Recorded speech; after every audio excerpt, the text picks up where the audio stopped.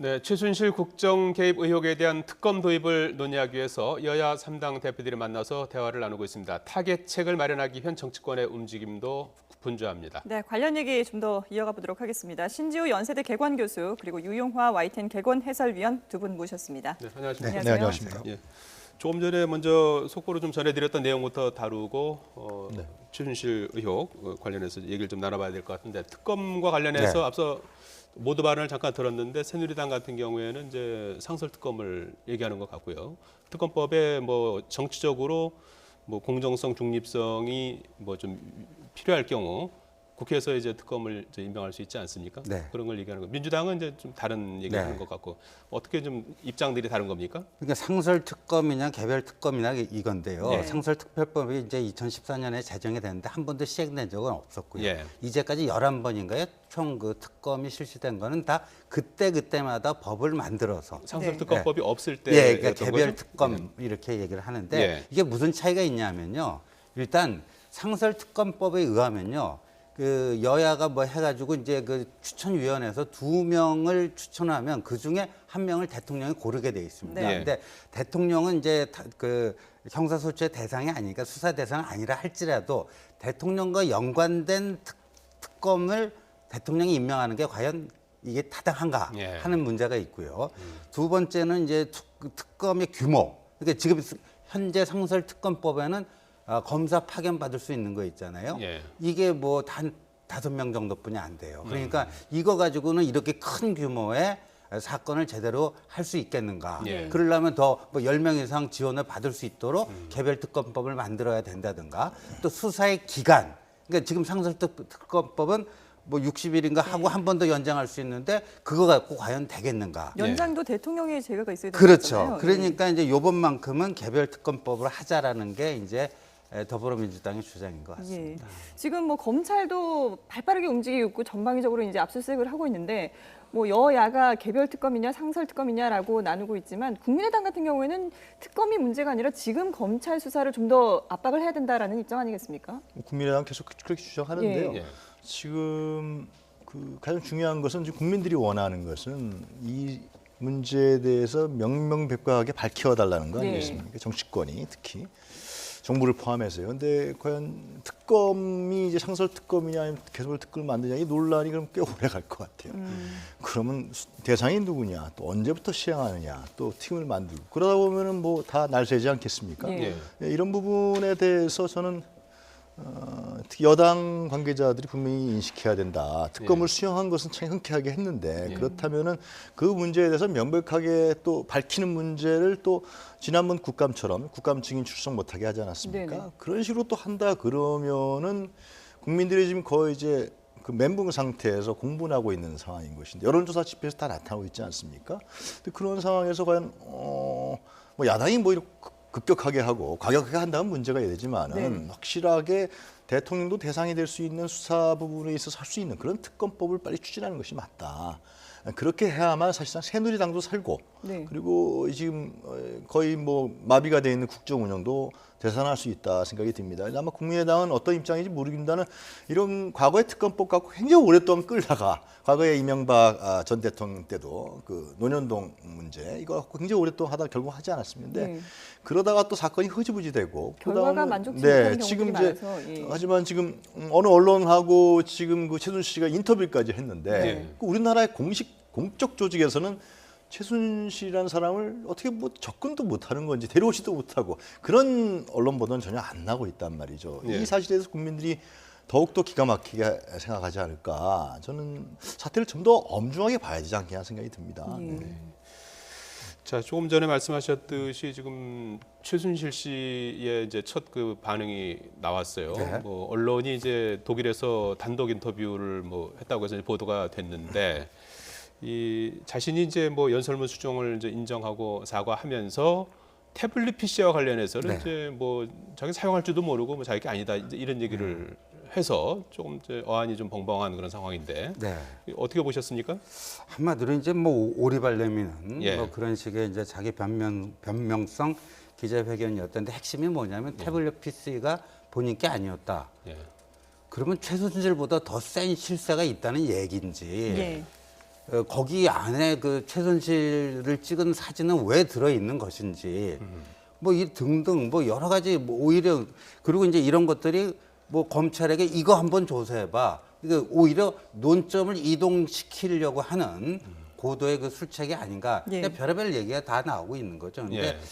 이제 최순실 씨 특히나 그 이 최순실 씨 그 세계일보 그 인터뷰는 말이에요. 예. 박근혜 대통령 90초 그 사과 회견하고 딱 비슷한 점이요. 예. 오히려 이 인터뷰 입장을 표명한 이후에 이 들끓는 여론을 좀 이렇게 그 삭히는 게 아니라 오히려 그냥 더 이렇게 불난집에 기름을 붓는 식으로 이 굉장히 오만방자한 인터뷰가 아니냐. 그러니까 대통령 저기 그 연설문 고친 거는 인정하는데 내가 무슨 국정 개입하거나 뭐 농단한 건 아니다. 네. 술은 먹었는데 음주운전한 건 아니다. 뭐 이런 말이 이제 연상시키게 하는 네. 그런 이제 지극히 자기 중심적인 그 변명. 예. 뭐 이런 그다음에 이제 또 이분이요. 굉장히 근데 법적인 거에는 엄청나게 세부적인 것까지 다 머리를 쓴 흔적이 나타납니다. 누군가가 뭐 좀 도와주고 있는 그렇죠. 사람이 있는 누군가. 근데 예를 들어서 대통령께서는 예. 취임 초기까지 최순실 씨한테 도움을 받았다라고 했는데 네. 이 최순실은 세계일보 인터뷰에서 당선된 직후 이렇게 얘기합니다. 네. 그러니까 이게 취임 초기하고 당선 직후하고는 법적인 책임이 달라지거든요. 그 취임 초기면 그 초기가 몇 달간지는 모르겠지만 그 최순실에게 법적 책임을 물을 수 있는데 네. 당선인 신분이고 공식 취임하기 전에는 법적 책임으로부터 면해갈 수 있는 그러니까 그런 그 표현 하나까지 다 세심하게 고려해서 이렇게 하는 거 보면 정말 참 또 국민들을 한 번 더 경악해 만드는 게 아닌가 보여집니다. 거기 인터뷰에 보면은 네. 뭐 본인이나 딸이나 심리적으로 상당히 이제 불안한 상태여서 신경쇠약이다. 뭐. 네. 예, 뭐 죽고 싶다 이런 표현도 나왔는데 신경쇠약 당한 사람이 금방 들어올 것 언론, 같지 언론 않은 인터뷰는 왜 하는지 잘 모르겠고요. 예. 그러면서 이제 들어오겠다는 얘기를 안 했어요. 예. 그죠? 그 얘기는 안 들어올 수도 있다는 얘기 당분간은 못 아니겠습니까? 들어온다고 네, 얘기를 못 들어온다는 했잖아요. 식으로 예. 얘기를 했단 말이죠. 예. 근데 그 자진해서 들어오겠습니까? 가서 데리고 와야죠. 우리 공권력이 가서 뭐 예. 국정원도 다 소재 파악을 하고 있지 않겠습니까? 국정원이 만약에 최순실에 대한 소재 파악을 못 하고 있다 그러면 국정원의 기능에 대해서 우리가 다시 한번 생각해 봐야 된다고 생각합니다. 저는 검찰도 마찬가지고요. 그래서 빨리 밖에서 저렇게 언론 플레이하고 국민을 또 한번 우롱하고 희롱하지 말고요. 예. 그 동안에 그렇게 3년 반 동안 우롱하고 희롱했으면은 이제는 들어와서 자기가 무엇을 잘못했는지 거기에 대한 책임은 무엇인지 뭐 와서 우리가 뭐 어떻게 광화문 세워놓고 하려는 국민들이 아니라 법적 처벌을 받으라는 거 아닙니까? 범법행위, 위법행위에 대해서 확실하게 사법당국의 처벌을 받으라는 요구니까요. 들어와서 자기 자신이 뭐 변호인 세워서 하면 되는 것이고요. 그래서 분명하게 그런 부분들을 본인도 들어오고 더 이상 이렇게 하지 말고요. 그래서 관련 기관이 저는 관계 기관이 제일 중요합니다. 빨리 가서 예. 저 사람을 빨리 데리고 들어와야 됩니다. 예. 사법당국의 의지가 제일 중요하다는 그럼요, 예. 말씀이신데, 근데 지금 그 어제 인터뷰 내용 중에 또 보면은 그 최순실 씨 지인 같은 경우에는 이 태블릿 PC의 주인이 그 더 K스포츠 재단의 고영태 전 네. 상무가 들고 다니던 거다. 네. 이렇게 고영태 전 상무에게 또 책임을 넘겼거든요. 네. 근데 오늘 오전에 고영태 전 상무가 입국하지 않았습니까? 네. 뭔가 좀 밝힐 수 있을까요? 그러니까 검찰이요 바로 이거 신병 확보를 해야 됩니다. 지금 이제 동남아에서 방콕 경유해서 입국하는 거는 예. 확인이 됐으니까 검찰이 바로 신병을 확보해가지고 고영태 씨한테 제일 먼저 확인해야 될 게 이 태블릿 PC. 과연 평상시에 그러니까 어떤 증언에 의하면 이걸 고영태 씨가 들고 다녔다는 거 아닙니까? 근데 고영태 씨와 최순실 씨의 관계는 도대체 뭔지 20살이나 차이가 나는데 왜 사석에서는 반말을 하는 건지 그다음에 고영태 씨가 과연 이 최순실 씨 일에 어느 정도 개입이 돼 있었던 건지 그 뭐 이런 등등이 다 밝혀져야 되고 그래서 저는 말이에요.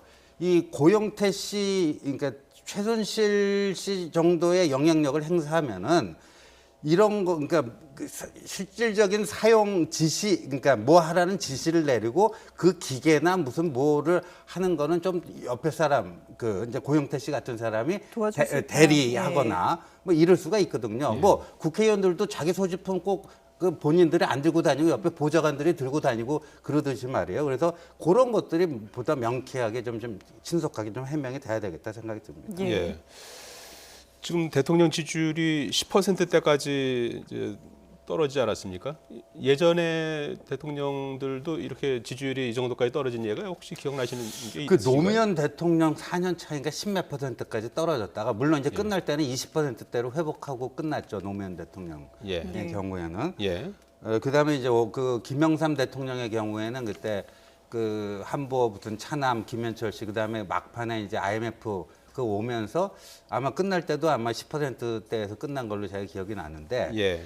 근데 지금 이제 박근혜 대통령이 이 지지율은 이게 이제 일정 정도 이렇게 하락했다가 다시 반등할 수 있는 성격의 그 지금 그 어떤 상황의 진행으로 봐서는 그게 아니라 국민 전체의 어떤 신뢰의 단순한 하락이 아니고 좀 신뢰 붕괴 현상이 지금 일어나고 있는 게 아닌가 보여집니다. 예.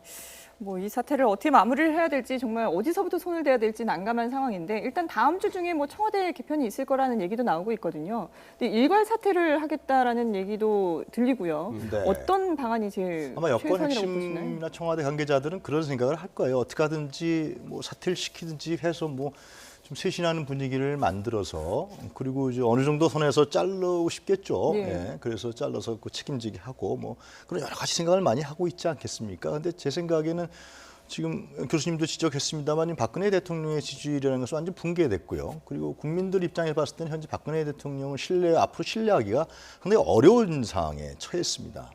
그렇기 때문에 향후에 박 대통령, 박근혜 정부가 과연 우리나라를 책임지고 운영해 나갈 수 있을 것이냐 이런 부분에 대해서 회의하고 우려 섞인 시선이 많거든요. 그래서 네. 저는 그런 생각이 듭니다. 빨리 국회가 이 중심을 가져와야 돼. 정치가 안정이 되지 않겠습니까? 민생, 경제 하나 모든 게 널려 있는데 이 부분에 대해서 전혀 지금 책임 있게 진행되고 있는 단위가 없습니다. 그래서 저는 국회가 빨리 이걸 여야가 합의하에 이거 특검 하냐 안 하니 이런 거 갖고 좀 하지 말고요. 국회가 빨리 정신 차려서 이걸 가져와야 된다. 그리고 저는 거국 중립 내각 지금 적중에서 나오는 거국 중립 내각 빨리 만들어야 됩니다. 그래서 중립적인 인사를 정치에도 정치라든가 정부 경험이 많은 그런 사람들이 있지 않습니까? 예. 그분을 총리로 시켜서 그 국회가 거기서 청문회에 대해서 새로운 장관들 임명해서 대선 관리도 하고 빨리 국정 운영을 회복시켜 나가야지만 정상적으로 국민들이 생활을 하고 안심하고 생활을 하는 것이지 이 상태가 계속해서 뭐 비선이니 또 뭐 인사 뭐 쇄신이니 뭐 맨날 그러다 특검이니 하다 보면은 이게 또 어떻게 꼬일지 나라가 어떻게 갈지 이런 부분에 대해서 진짜 상당히 엄격하게 생각해야 되지 않냐. 저는 핵심은요. 네. 우병우 수석과 안종범 수석 그다음에 문고리 3인방을 해임을 시킬 것인가 말 것인가 이게 굉장히 핵심 포인트가 된다고 생각합니다. 네. 이걸 안 하고 박근혜 대통령이 계속 간다면은 이제 민심하고 정면으로 다시 한번 또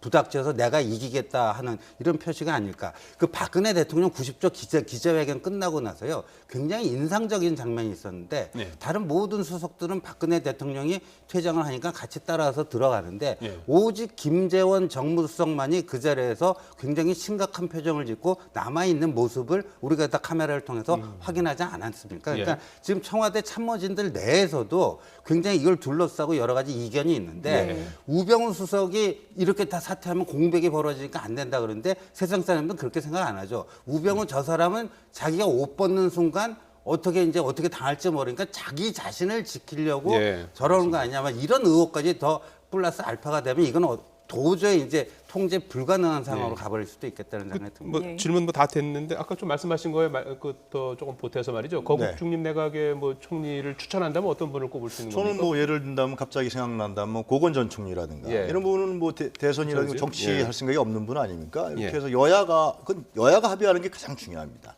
여야가 이 난국을 어떻게 타갈 것이냐. 과연 언제까지 저길 그런 분들을 안 치고 그다음에 어차피 여야 합의하에 장관들을 내정해서 이 거국 내각이 국정을 안정적으로 끌고 나고 내년 대선까지 관리해 나가는 헌법 문제, 개정 문제가 있으면 여기서 얘기할 수도 있고요. 그래서 국회가 빨리 권능을 회복해야 돼. 이럴 때 그렇지 않으면은 현재 상황이 계속해서 핑퐁 게임만 하다가 굉장히 힘들게 상황이 갈 수도 있다. 그런 생각이 듭니다. 네, 알겠습니다. 네. 신지호 연세대 격언 교수, 유영화 와이텐 격언 해설위원 두 분이었습니다. 고맙습니다. 잘 들었습니다.